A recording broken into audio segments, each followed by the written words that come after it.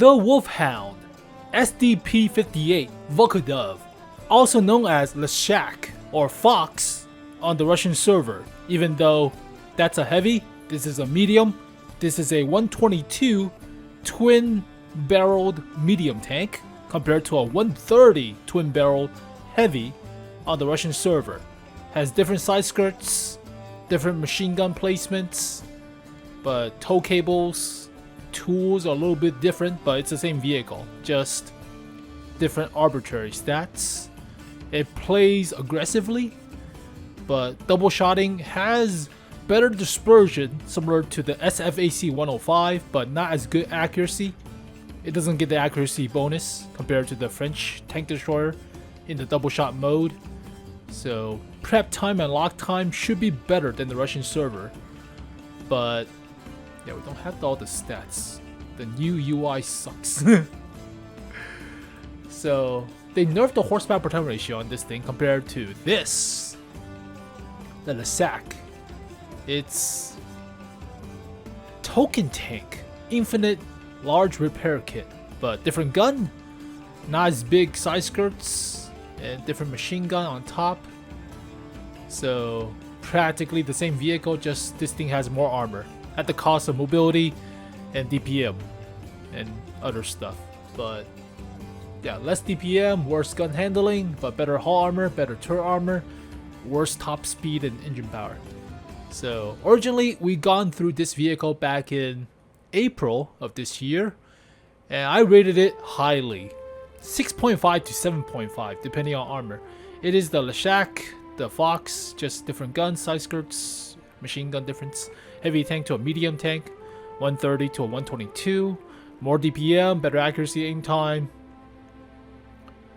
Standard shows, oh, it's about 920 meters per second for AP round, but it's AP, so better than APCR in normalization, just slower. Yeah, they nerf the horsepower per ton ratio, so yeah, this was pretty high because the mobility with the firepower punching you twice for about 800 alpha, that's scary, right?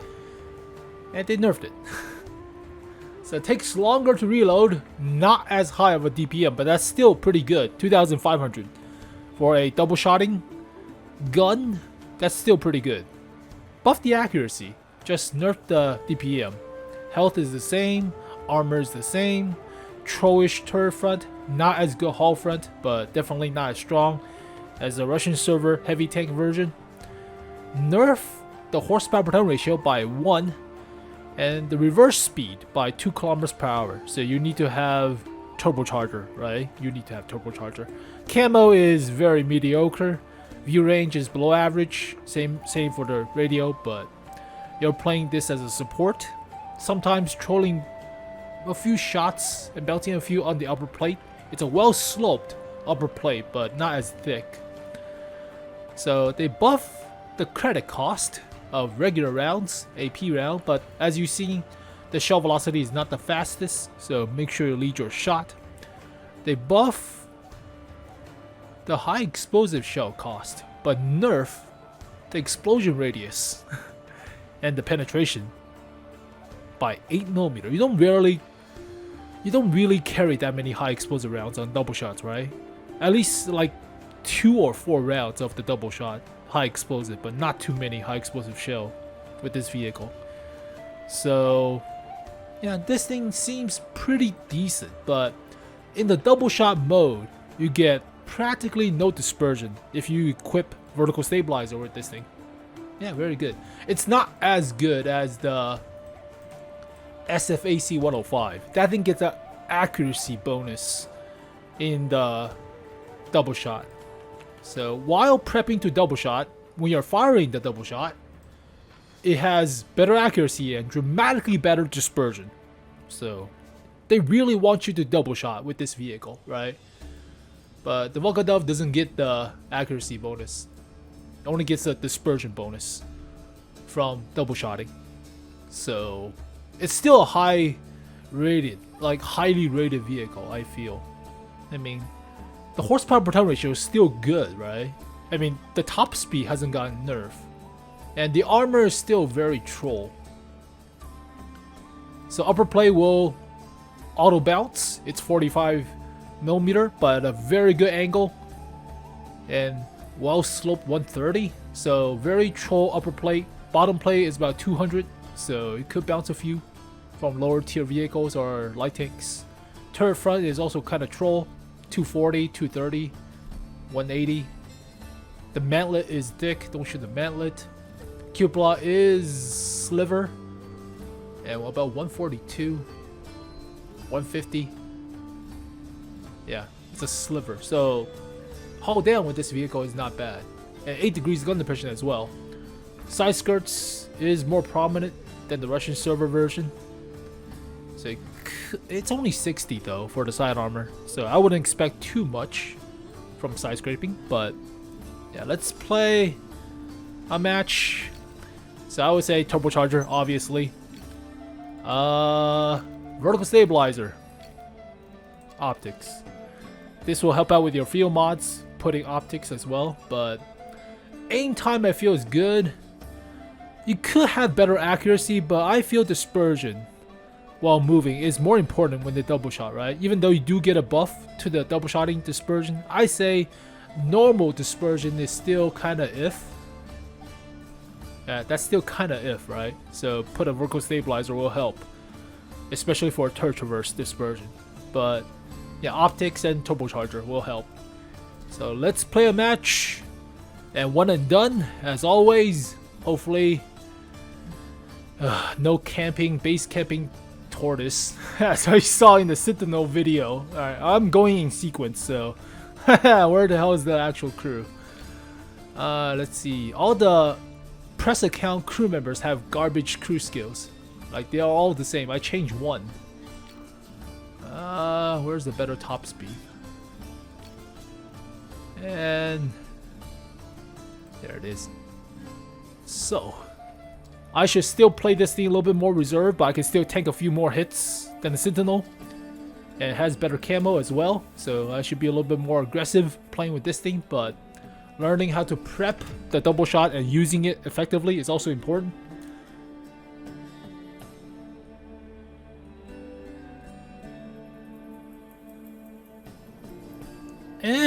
Forest. Magic Forest time. Everybody goes towards the Magic Forest. This map changed so much when I think about it. Like, really a lot. Magic Forest is completely different, right? Was this part of the map always different? The city wasn't always there, I don't think. But, God, this map has changed dramatically over the years. 10 years, I think. But go to the forest. The magic happens. With a 430, a Cobra, UDES 0303, and a ELC spotting.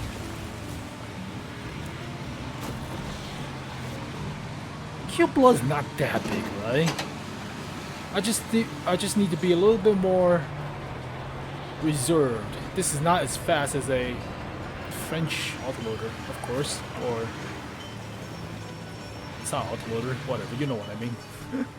Eric, Bat Chat. The car is pretty fast. It's 3 seconds to prep, so not the quickest to get off 2 rounds.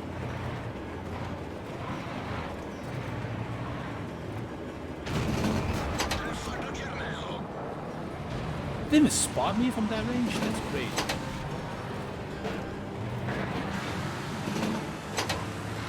BZ YOLO rushed into a swarm. Almost. IS3.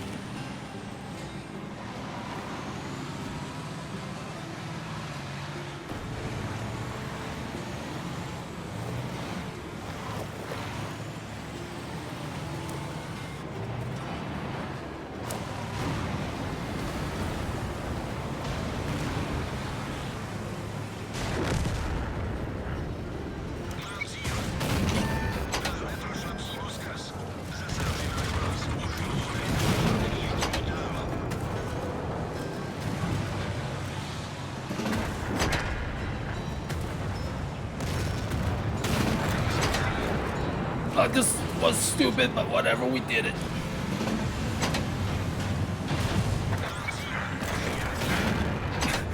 Fuck everybody YOLO rush, I don't care.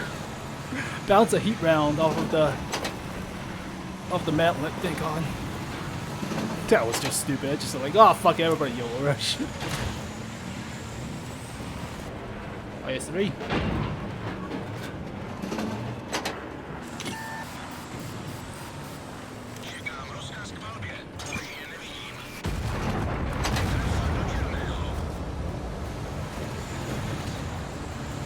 No artillery, no artillery, that's good.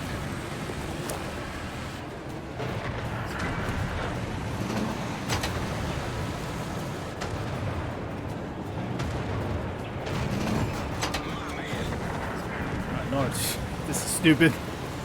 Dumbest plays. Okay, just if one person YOLO rush, normally you don't follow, right? Normally. There's a light tank scouting. I don't want to die to a 200 alpha gun.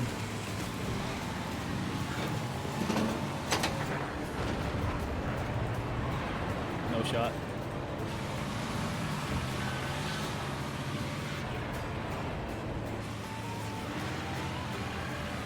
We are losing health for some reason. ISU, T-32, GSOR the tank. I need the yak tiger to push up if we can. T-28 Proto. Okay, he's not here.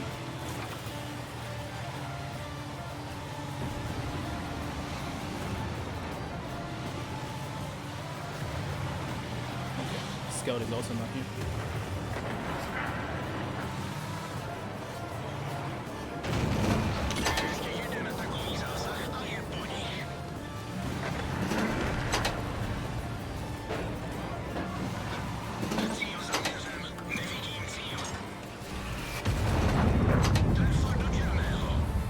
Prep the shot before you fire. I don't need health. I don't think. I see that before the GSR kills me.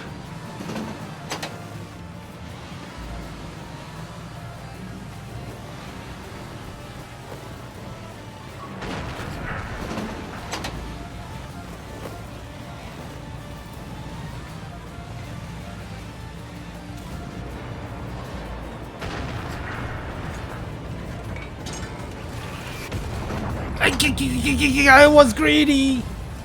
That guy's tracks though. You should not YOLO rush like what I did, but hey, it paid out.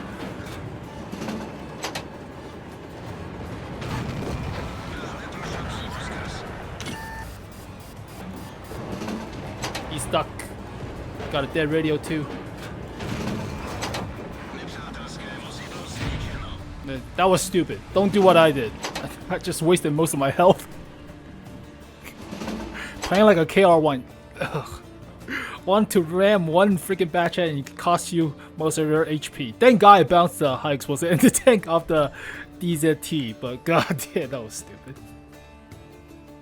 I mean, all the kiddos are off or home from school, so YOLO rush, I guess. Hey, sharp sword. But yeah, the damage punch is surprisingly good for a double barrel medium tank, right? Yeah, it racks up the damage, but you have to learn how to prep before you actually get the target ready. 8 degrees gun depression is fine too, but it makes a lot of credits. Yeah, it doesn't cost a lot to repair the vehicle. That's a lot of credits with a premium account.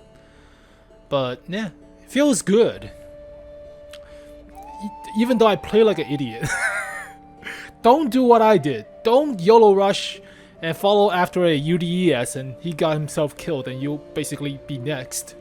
Unless you get lucky and bounce the DZT, but if this thing had like 60-ish km/h top speed with better armor, I think it would be kind of OP. It's still very good, right? It's still very good performance feel.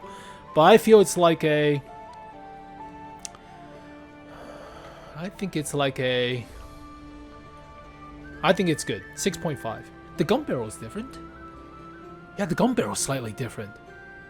On the muzzle brake, that's interesting. You see it from the original pictures? The muzzle brake is different. That's funny. So, yeah, it's still like a 6.5 to me. I feel it's still very good. Highly capable of assault medium tank. They classify it as a versatile, but it could be assault. So, yeah, the only downside to this vehicle is the base accuracy might be a little bit wonky. Might be. So you have to wait a little bit for the aim time to kick in. But know how to prep your shots is very important. But it's, yeah, it's surprisingly good. Yeah, you need the turbocharger, you need the vertical stabilizer, and the optics will help. So kind of locked down on the equipment aspects, but otherwise, yeah, not bad. I would say 6.5 out of 10. This might be the best out of the new bunch of new premium tanks, other than the original ones like the DZT, which is still good.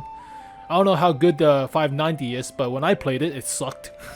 Dispersion on this thing is utter crap. SFAC is good when you're double shotting. Model 6 is reliable. It's better than original 111s or 112s. But the best new vehicle, new premium out of this bunch is likely the Vlkodav. The worst one, I wouldn't say the worst, but the least performing is likely the Sentinelle. And the VZ50 is more like middle line, 5.5 or so. This is like a 5, this is like 6.5.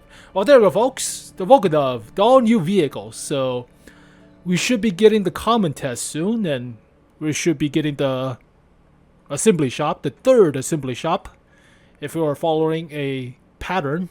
But yeah, paradox modules. At least it's not tier system. At least the gold reward is a little bit different, but read up about it. We'll talk about it once the actual article comes out. But I'll see you guys next time. Thank you guys for watching, and I'll catch you guys next time.